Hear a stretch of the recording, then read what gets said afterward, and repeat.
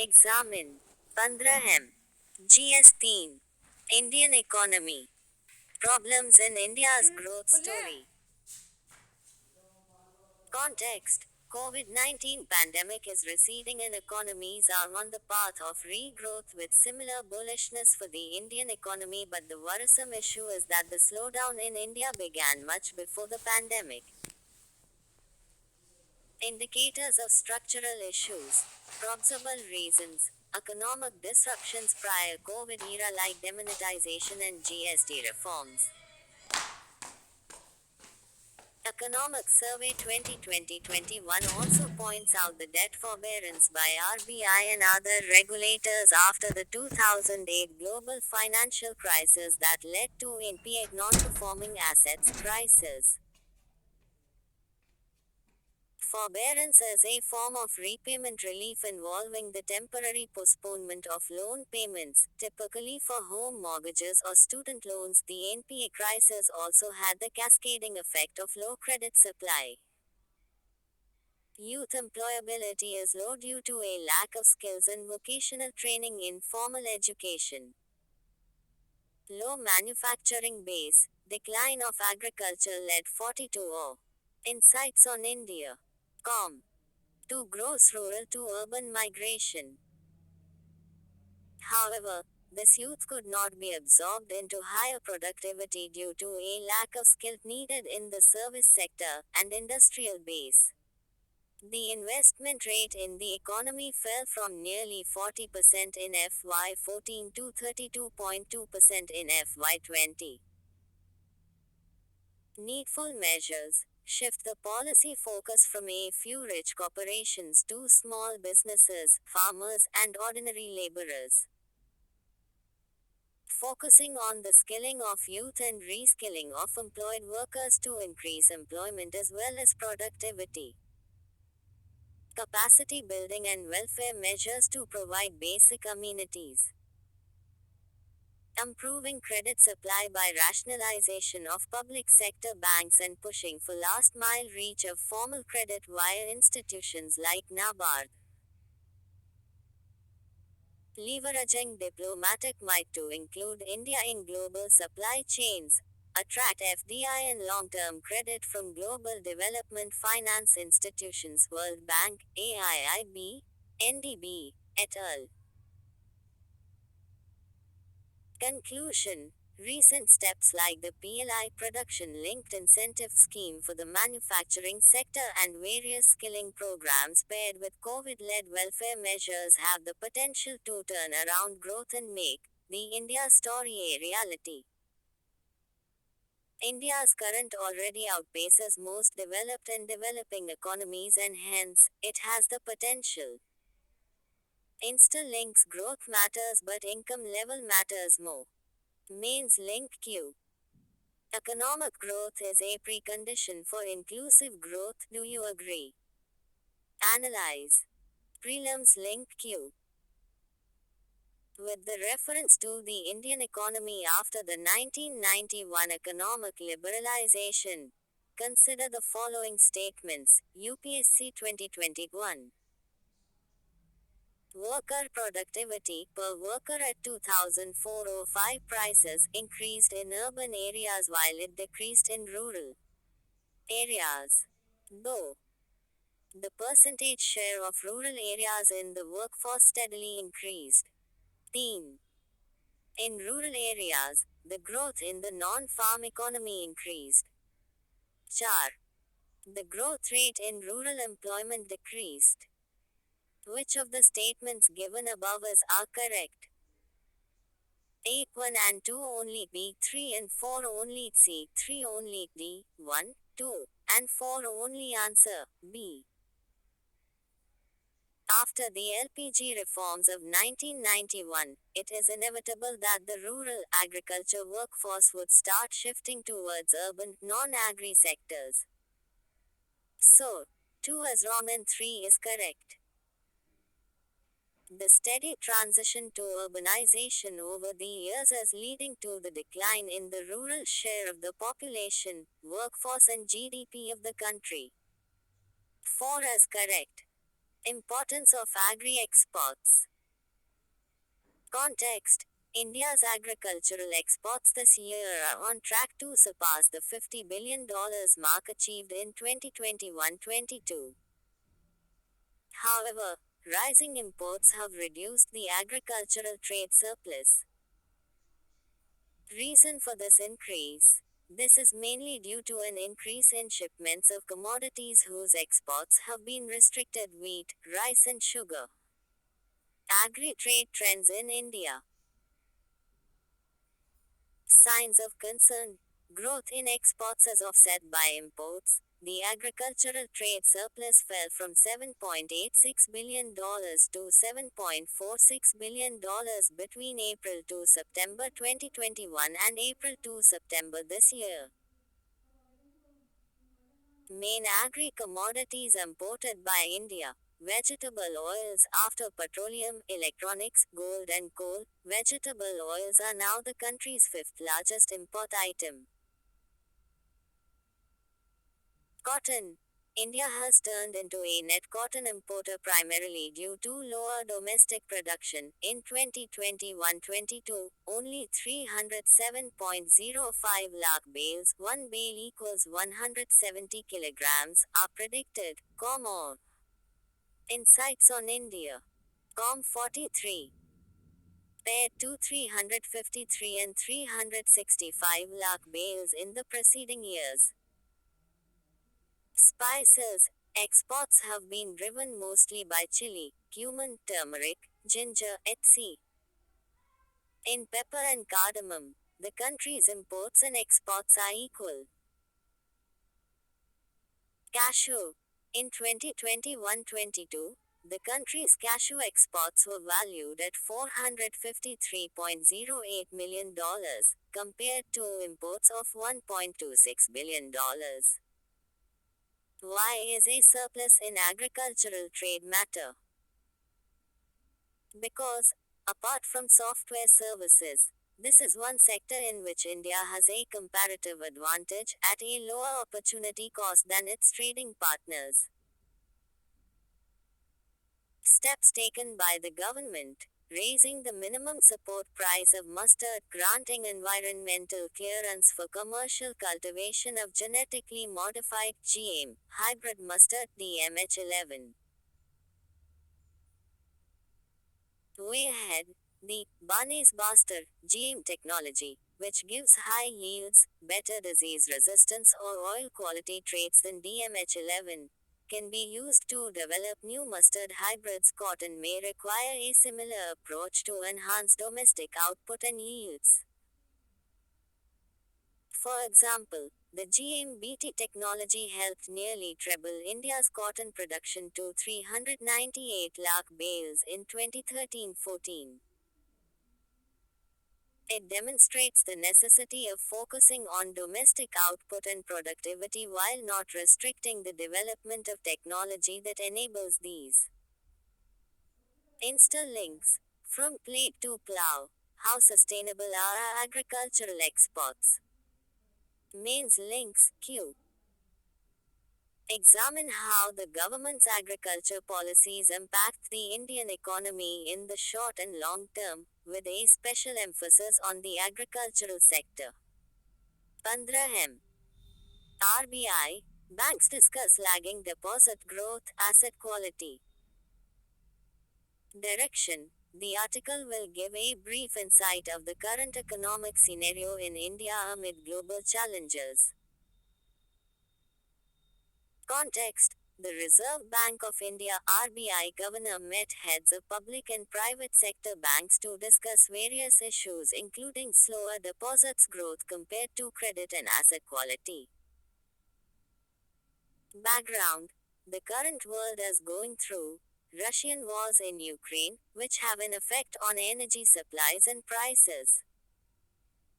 China's economy is slowing due to its zero tolerance to COVID-induced lockdown. Inflationary pressures have increased the cost of living. Economic impacts of these happenings. Advanced economies' monetary policies are tightening, raising concerns about the risk to financial stability in emerging and developing economies. Lower external demand reduces export demand, causing economic growth to be driven primarily by local demand. Increased global inflation and interest rates have influenced capital flow into the economy, resulting in local currency depreciation and higher imported inflation. Current economic scenario in India. Credit demand deposit growth. In relation to credit growth, asset quality. Credit demand rises in sync with economic activity. CREDIT growth has increased as economic activity, domestic demand has returned to normal. SARVICAS, personal loans, agriculture and industry have led commercial bank credit growth, indicating a rising desire for bank borrowing to meet working capital needs. According to the recent RBI data for SCHADULADCOMMARCIAL banks, aggregate deposits rose by 8.2% year-on-year YoY versus 11.4%, while credit offtake increased by 17% versus a 7.1% YoY increase. DEPOSIT growth has not slowed much, but it has slowed in comparison to credit growth. As a result, banks' net interest margins have improved, but their ability to disburse loans has not increased. According to the RBI, the bank's net non-performing assets (NPAs) have fallen to 1% of total assets. Though MSME NPAs, about 15% of banks' loan books, are predicted to rise, overall NPAs for banks are expected to reduce as the corporate category, approximately 45% of loan books, drives the downward trend. The increase in asset quality on the corporate loan book is attributed to the leveraging, lowering debt levels and improving credit profiles, and the establishment of the National Asset Reconstruction Company Limited. Take over some of the legacy corporate loan NPAs still held by banks. However, the MACROECONOMIC scenario raises concerns about corporate lending. 44 O. Insights on India. Com. Interlinks. Indian economy in the present times. Why is it essential to contain domestic inflation? Direction. This article throws light on the basic economic concept of rupee depreciation, its impacts and how to curb it, in the context of the present scenario in India. The article is important as it is an analysis by C. Rangarajan. Context, according to former RBI Governor C. Rangarajan, containing domestic inflation is critical to halting the rupee depreciation. Inflation, it is a rise in prices, which can be translated as the decline of purchasing power over time. Depreciation, it reduces the value of a country's currency when compared with the currency of other countries, say dollar, measured by an exchange rate of the local currency with respect to dollar. The value of the currency and its depreciation. The current account, export and import of goods and services, and capital account, inflow and outflow of funds in the balance of payments are important elements to determine the value of the currency. The value of a currency can be strong despite the high current account deficit because there is enough capital flowing from outside into the country.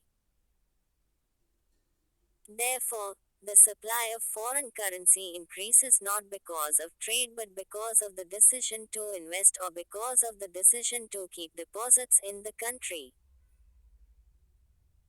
The main reason for the rupee depreciating in its value against the dollar is because of the capital account, the outflow of funds, and the lack of funds coming from outside.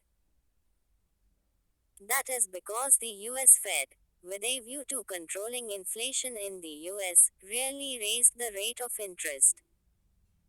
Therefore, investors find the US more attractive. Impact of depreciation of rupees. An undervalued currency is better because it is more attractive for exports and reduces the current account deficit. It discourages imports because the imported goods become more expensive due to the reduction in the value of the rupee and which leads to rising inflation.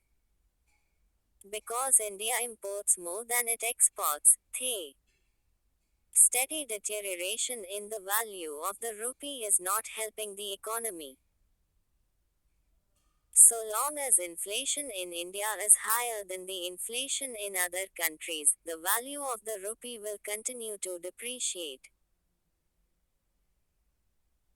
Steps to be taken to stabilize the rupee's exchange rate.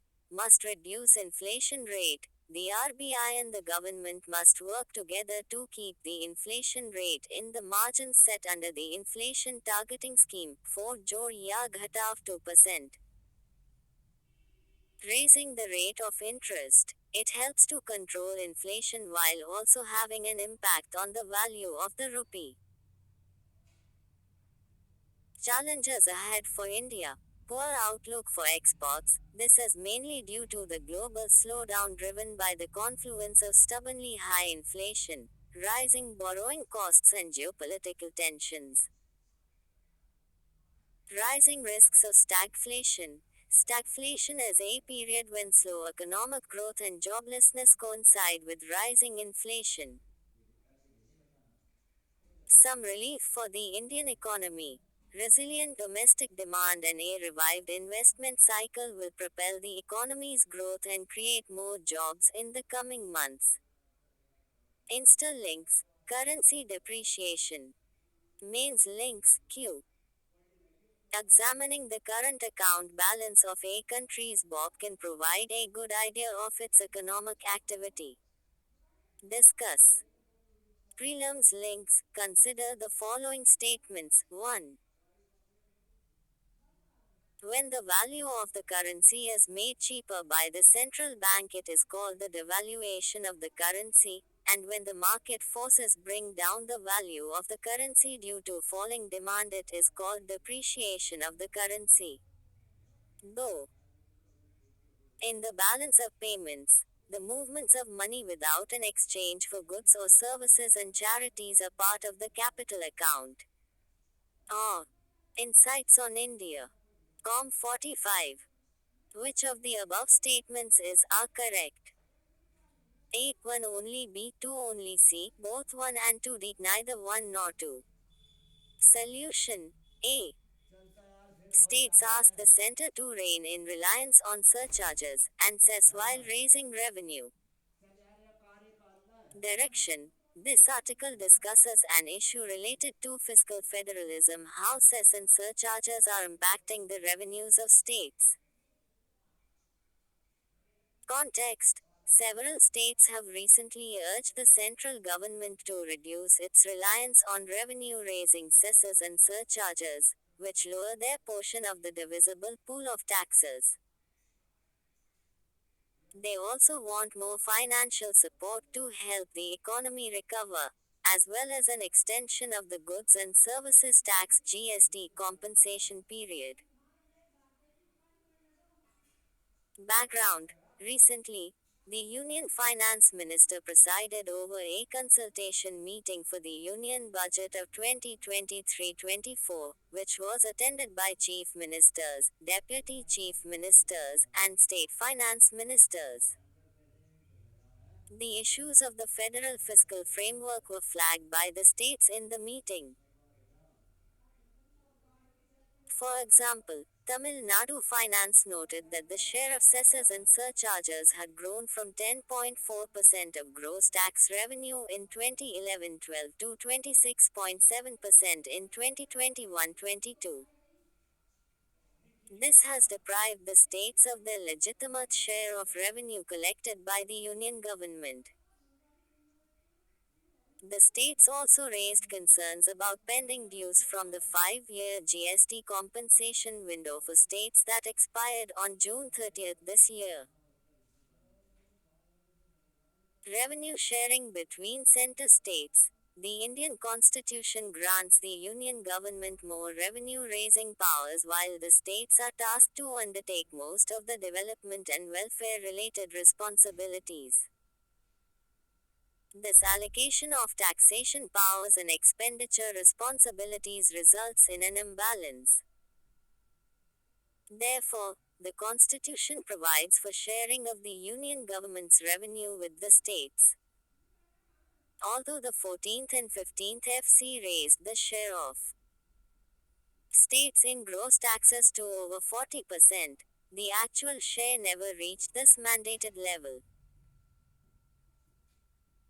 For example, during the pandemic, as the gross tax revenues took a hit, the states' share of the union government's taxes recorded a steep fall of 15% and 9% in FY20 and FY21, respectively.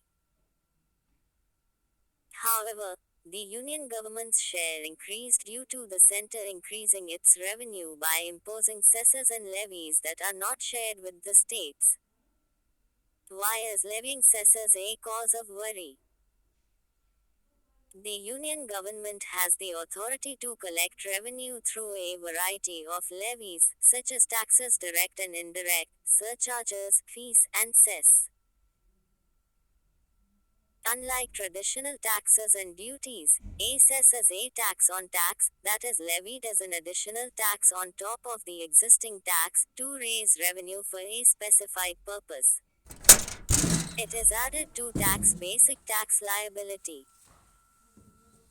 Article 270 of the Indian Constitution exempts cess from the divisible pool of revenues that the union government must distribute to the states. This means, while the cess surcharge boosts the union government's revenues, it reduces the divisible pool of resources and thus the states' share of the revenue. Way out suggested by states, they requested the union government to merge the cesses and surcharges into the basic rates of tax so that the states receive their legitimate share in devolution. Interlinks, the poor state of India's fiscal federalism. Mains links, Q. While fiscal federalism in India has a long history, its practice has grown increasingly opaque over the years. Serious attention is required to improve its principles and practices. Analyze. 250 words. Digital Rupee Pilot Project Launch 46 of Insights on India. Com. Ing. What is it and how will it work? Context. Reserve Bank of India (RBI) has announced the launch of India's much-awaited central bank digital currency (CBDC), a sort of official cryptocurrency, for retail users from December 1st. About CBDC. CBDC is the legal tender issued by a central bank in digital form. This means, it is the same as a fiat currency and is exchangeable one tune with the fiat currency, but different in its form. Private cryptocurrencies Bitcoin, Ether come with a threat of being used for money laundering, terror financing, and tax evasion. The introduction of RBI's own CBDC is a means of bridging the benefits and risks of digital currency. Advantages of the e-rupee. Reduces operational costs involved in physical cash management. Foster financial inclusion. Improve transparency in money flows and aid currency substitution brings resilience, efficiency to the settlement system and innovation in cross-border payment space in the payment system provide the public with the same benefits as private virtual currencies offer, but without the risks. The launch of Retail Digital Rupee, a pilot project, The launch December 1st is the first phase of a pilot project that will cover select locations and banks in a closed user group (CUG) comprising participating customers and merchants. About the retail digital rupee, it will be potentially available for use by all the private sector, non-financial consumers, and businesses, and will provide safe secure payment and settlement, as it will be the direct liability of the central bank. Working.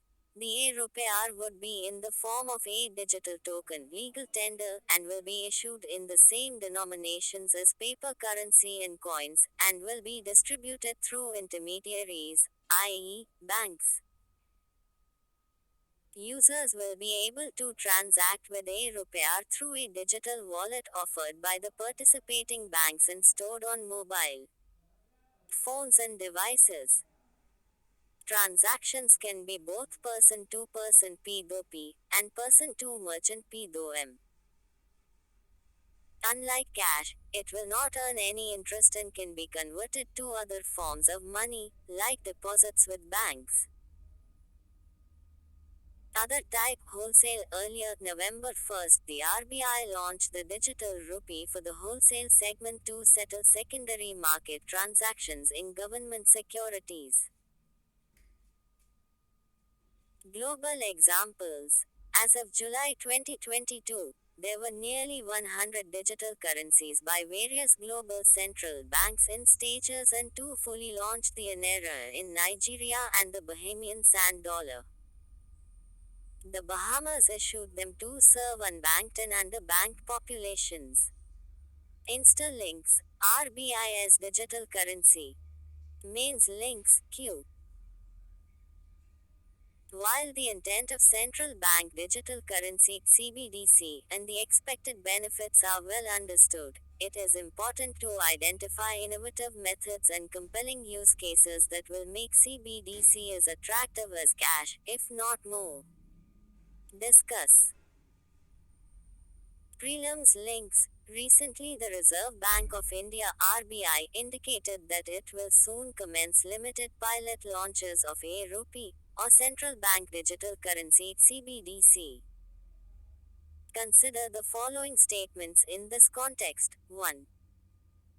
E-Rupee is the same as a fiat currency and is exchangeable 1-to-1 with the fiat currency. Though it can be accepted as a medium of payment, legal tender, and a safe store of value. Theme. The digital rupee would appear as an asset on a central bank's balance sheet. Which of the above statements are correct? 8-1, 2B2 only C2, 3D1, 3 solution, A or Insights on India. Com 47. Farm subsidies and minimum support prices. Why DBT schemes need to fix the problem of tenant farmers. Direction. The article highlights the need of including tenant farmers under the current schemes before merging all agri subsidies under DBT.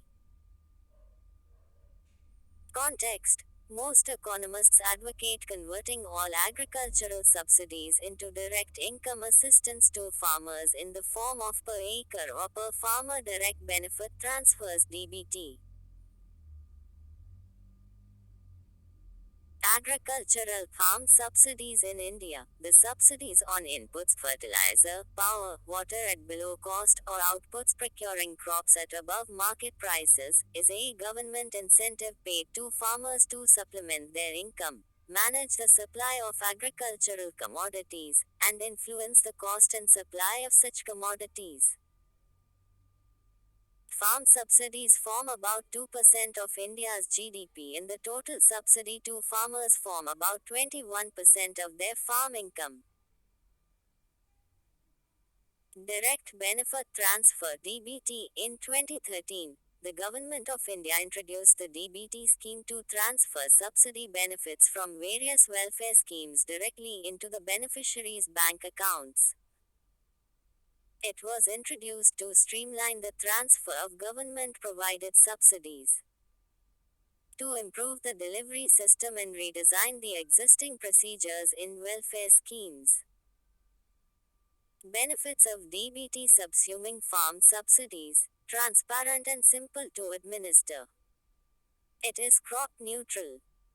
Does not cause distortions in input output markets.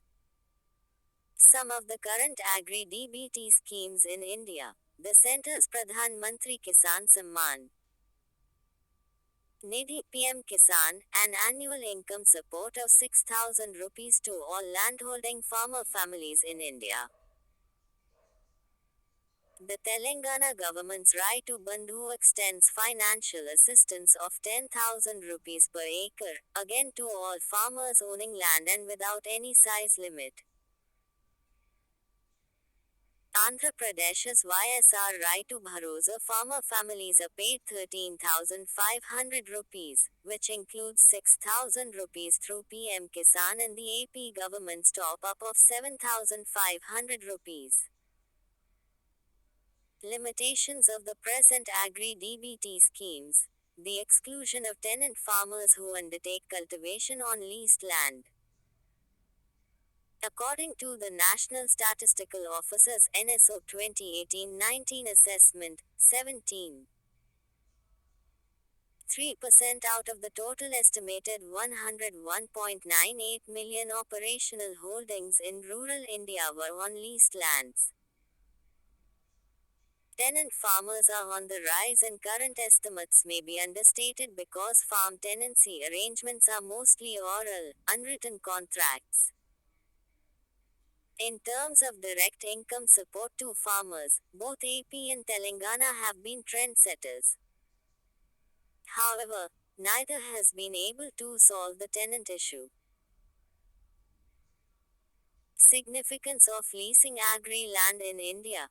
Agriculture in India is increasingly seeing both tenancy, landless marginal farmers leasing land to cultivate, and reverse tenancy, small landowners leasing to larger farmers seeking economies of scale.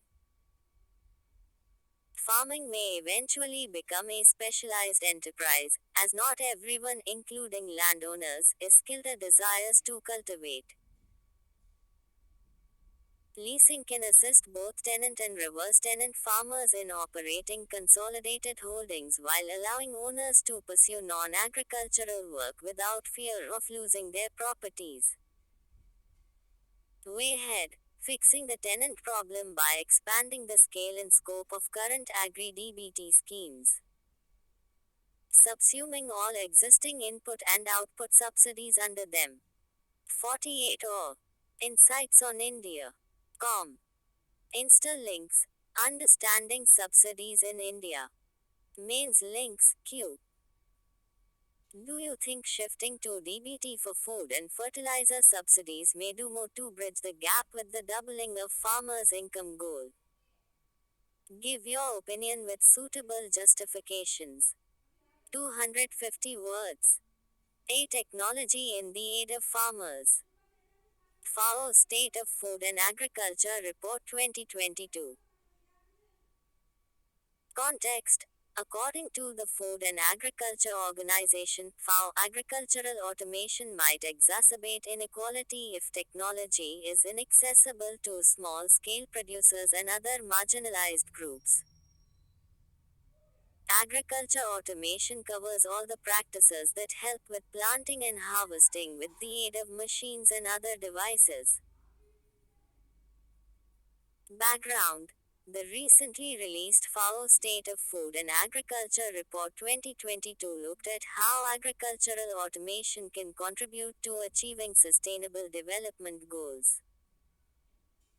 Highlights of the report. With agricultural automation, food production becomes more efficient and environment friendly. It comes with the threat of deepening inequalities as technology becomes inaccessible to small farmers. Agricultural automation can lead to unemployment in places where rural labor is abundant and wages are low. There are wide disparities in the spread of automation between and within countries.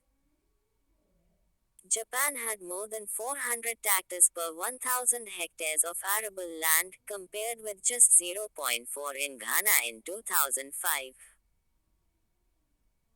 Recommendations given in the report on how to minimize risks. Sustainable rental mechanisms. Making automation affordable. Automation should be avoided in labor abundant regions.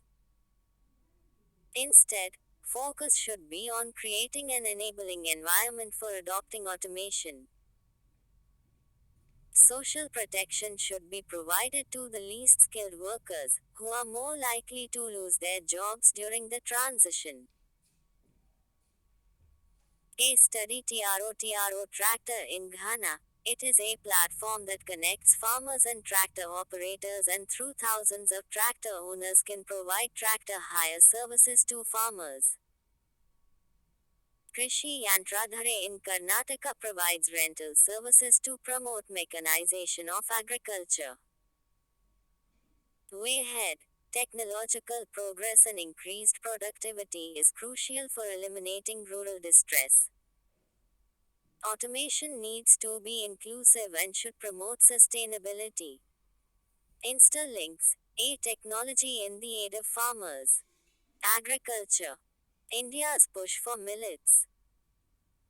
Direction. Millet and its promotion is an important part of the government's agenda and therefore becomes important for UPSC exams. Context. At India's led initiative for the International Year of Millets 2023, India has called COVID, conflict, and climate the world's main food security challenges, and placed the cultivation and popularization of millets in the context of the wider imperative of de-risking the global economy. Millets are a group of highly variable small-seeded grasses, widely grown around the world as cereal crops or grains for fodder and human food. Insights on India. Com 49. Historical background. Millets were among the first crops to be domesticated. There is evidence for the consumption of millets by the Indus Valley people 3000 BC, and several varieties that are now grown around the world were first cultivated in India. Global distribution. Millets are now grown in more than 130 countries and other traditional food for more than 500 million people in Asia and Africa. Globally, sorghum jowar is the biggest millet crop. The major producers of jowar are the United States, China, Australia, India, Argentina, Nigeria, and Sudan. Bajra is another major millet crop. India and some African countries are major producers. Benefits of millets. Nutritional security, cheap and more nutritious. 4EG ragi has the highest calcium content and high iron content and can fight the high prevalence of anemia. Climate resilient. They are known as hardy and drought resistant crops. They require much less water than rice and wheat and are mainly grown in rain-fed areas. Economic security. Low investment for inputs against health issues. Millets are gluten-free and have a low glycemic index glucose level, and therefore can help in tackling lifestyle problems and health challenges such as obesity and diabetes.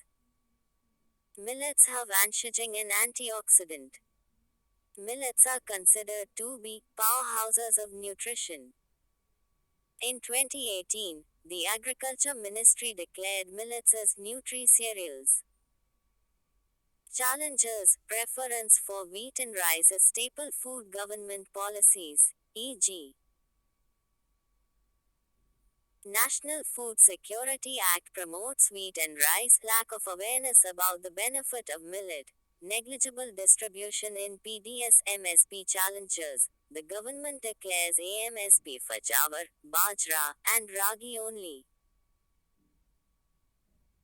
Low consumption. In the latest available NSSO Household Consumption Expenditure Survey, which is more than a decade old, less than 10% of rural and urban households reported consumption of millets. Other challenges: lack of input subsidies and price incentives, unchanging consumer preferences. Initiatives in India. Government declared in 2018 millets as nutri-cereals considering their high nutritive value and also anti-diabetic properties. The 2018 year, National Year of Millets. Increase in MSP for millets. The government has included millets in the 50O. Insights on India. Com. Public Distribution System PDS and Poshan Abhiyan. Millet Mission. Under the National Food Security Mission, it will help develop farm gate processing and empower farmers using FPOS. Kerala State Agriculture Department, Millet Village Scheme, Millet Startup Innovation Challenge, a contest for designing a comic story, with the theme, India's Wealth, Millets for Health. Other initiatives for millets. Score. India proposed to organize the Millet Food Festival. Conclusion. In view of the impact of climate change and the government's aim for climate smart agriculture, millets deserves encouragement. It can also help in providing nourishment to people across all income categories and supporting climate adaptation of rain-fed sustainable farming systems. Mains links Q. Millets have enormous potential to form a core component in climate smart agriculture whilst offering nutritional and food security benefits. Elaborate. 15M. Prelims link. Consider the following crops of India, UPSC 2012. Ek. Groundnut. 2. Sesamum. 3. Pearl millet. Which of the above are predominantly rain-fed crops? A. 1 and 2 only. B. 2 and 3 only. C. 3 only. D. 1, 2 and 3. Answer D. Among the following, which one is the least water-efficient crop?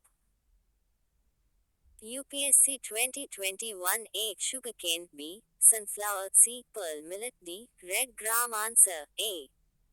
Infrastructure. What the Vande Bharat train says about the lopsided priorities of Indian modernity.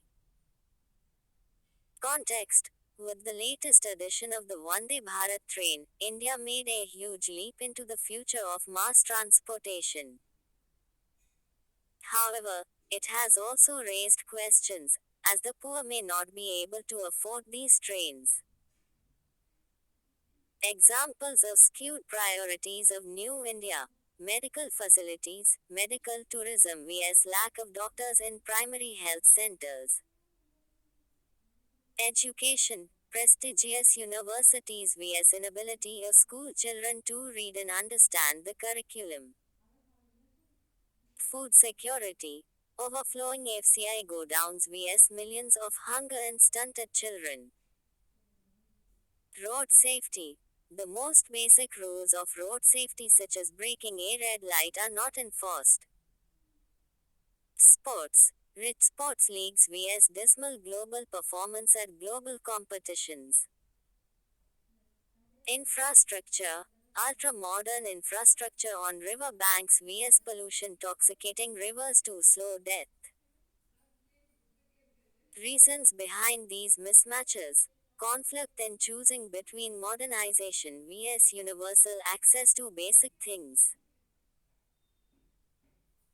Way ahead. Realizing the journey to development. Prioritize investment in high quality primary health care and primary education, and basic infrastructure like sanitation and public transportation.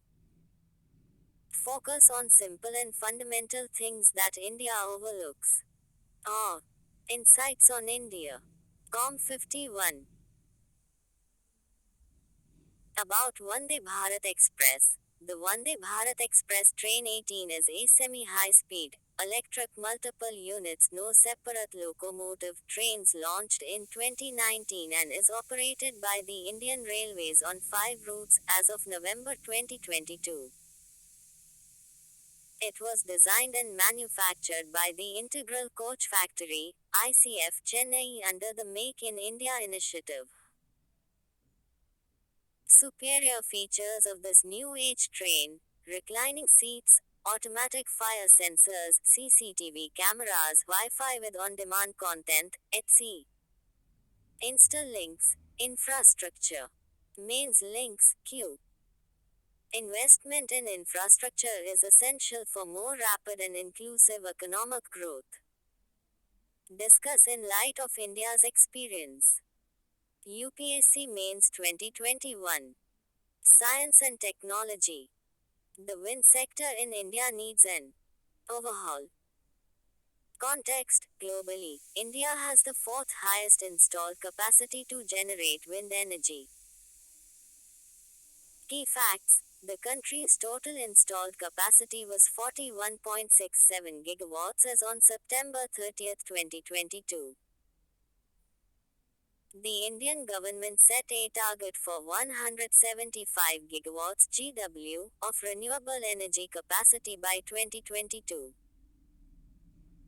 The goal included achieving 60 gigawatts of onshore and 5 gigawatts of offshore capacity for wind energy. What is wind energy? Wind energy is the kinetic energy associated with the movement of atmospheric air. Wind turbines transform the energy in the wind into mechanical power, further converting it to electric power to generate electricity. India's potential for wind energy. According to estimates by the National Institute of Wind Energy (NIWE) and the World Bank Group, the country has the potential for more than 602 gigawatts of onshore wind energy at 120-meter hub height and 100 gigawatts of fixed and floating offshore. The state of Gujarat has the highest wind energy potential, followed by Rajasthan, Maharashtra, Tamil Nadu, Madhya Pradesh, Karnataka, Andhra Pradesh. Challenges in meeting targets. 1. Failing in to meet targets. With 37.5 gigawatts of onshore wind power installed at the end of 2019, India may fall short of its 2022 targets due to pricing, payment risk mitigation, transmission capacity and land use challenges. Though issues with the bidding process. Current bidding is based on tariffs derived from the site plant load factor, the ratio of average power generated by the plant to the maximum power that could have been generated in a given time. 3. Policy issues. Gujarat and Tamil Nadu are the highest PLF states and to realize better tariffs. Most projects are being planned in these states only, 60% in Gujarat and 30% in TN. 4. The issue of land availability. In Gujarat, this issue may have been covered, but the greater issue of grid planning persists. 5. Infrastructure issues. Apart from the concentration of projects that create severe pressure on land, the creation of infrastructure for power evacuation leads to a choking situation. Chair. Investors' unwillingness. In spite of the availability of land and infrastructure in other states, investors do not prefer Madhya Pradesh, Rajasthan and Maharashtra as the proposed projects cannot compete with projects in Gujarat and Tamil Nadu due to PLF and economic constraints. Steps have been taken to promote the installation of wind capacity in the country. Technical support including wind resource assessment and identification of potential sites through the